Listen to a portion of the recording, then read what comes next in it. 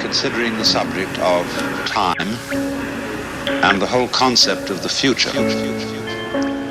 And the point of departure that I would like to suggest to you is that time is a social institution and not a physical reality. Most civilized people are out of touch with reality because they confuse the world as it is with the world as they think about it. Just as we confuse, say, money with wealth. A lot of people are in business to make money instead of wealth. When they make the money, they don't know what to do with it. Time is money, we say. I don't have enough time. Time flies, time drags. And I think we should go into the question of what this is, because in our ordinary common sense, we think of time as a one-way motion from the past, through the present, and on into the future. But actually, the world is not composed of bits like this. Because you see, in the world, everything is happening all together everywhere at once. And meanwhile, we, with our myopic little minds, are working it out step by step. The world we live in doesn't consist so much of things or entities as it consists of process. All things, however separate they may seem to be, are in a state of flux. Everything is in a constant state of flowing pattern. Constant state of flowing pattern. Everything is in a constant state of flowing pattern. Constant state of flowing. By way of illustration, you might say that it's something like the flowing pattern you see when you look at smoke. A dancing, constantly changing arabesque of pattern. Flowing all the time.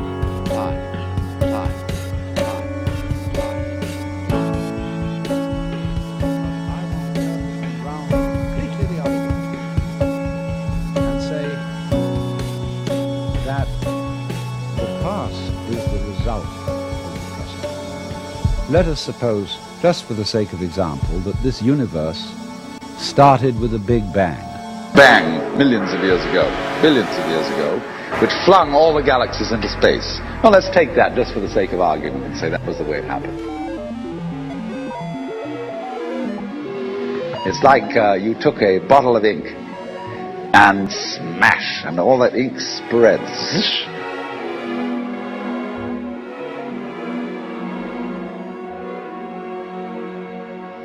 And in the middle, it's dense, isn't it?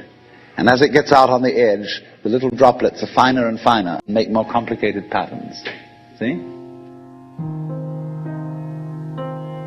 We're the complicated little patterns on the end of it.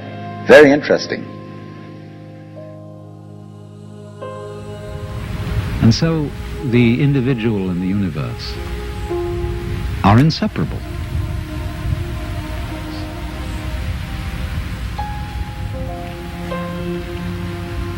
Astrologers, in theory at least, may not have been so far wrong when, in trying to draw a picture of a human mind or soul, they drew a very crude map of the whole universe centered on the time and place of the birth of that particular person. It's not a bad idea, but I don't think the astrologers know how to read their maps. We descry things and events in the same way as we would project images on a Rorschach blot, or pick out particular groups of stars in the sky and call them constellations, as if they were separate groups of stars.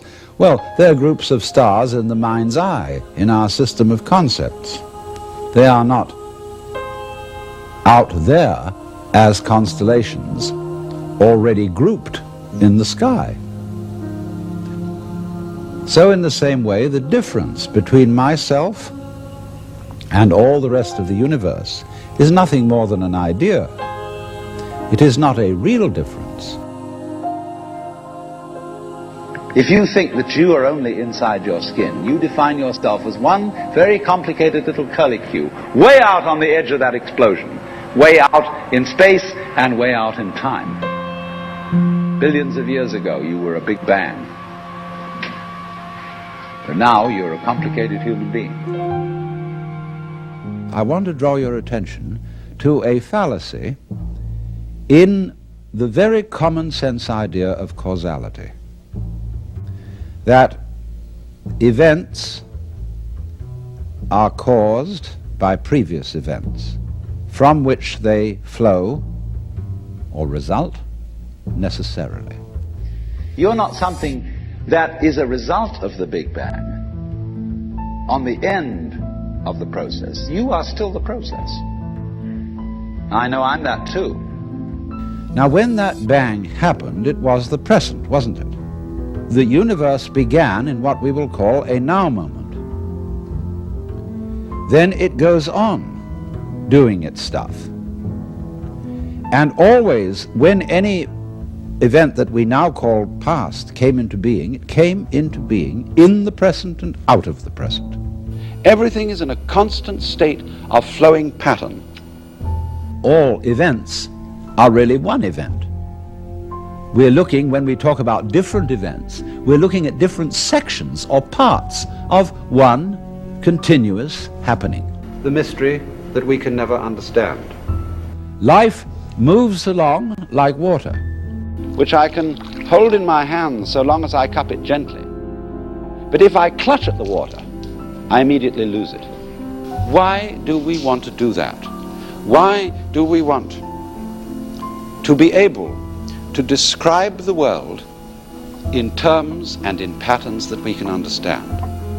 And surely the answer is that if we can interpret the unknown in terms of the known, if we can describe what is going on in the world in regular patterns, we can predict what things are going to do next. We time the apparent rising of the sun, and we find that it rises daily in a regular rhythm. And so every new day we feel we can bet on the sun following the same rhythm, since it has done so for so long. Now, as far as I can see, the basic mistake is that we've invented this wonderful system of language and calculation, and that it is at once too simple to deal with the complexity of the world, and also we are liable to confuse that system of symbols with the world itself. And reality itself is not a concept. Reality is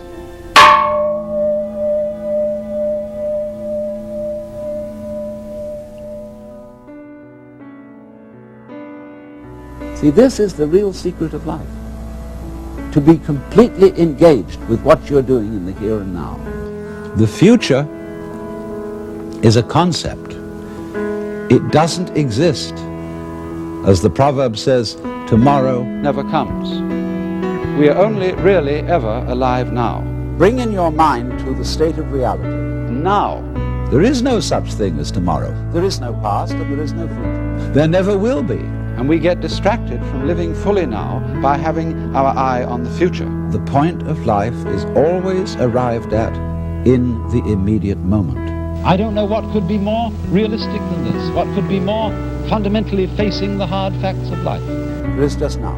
Now. Time is always now. And so the ultimate experience of Buddhism is when we come together with ourselves again, and as a result of coming together with ourselves, find that we are together with everything, that we are not a separate, cut-off being, but that this whole universe is ourself.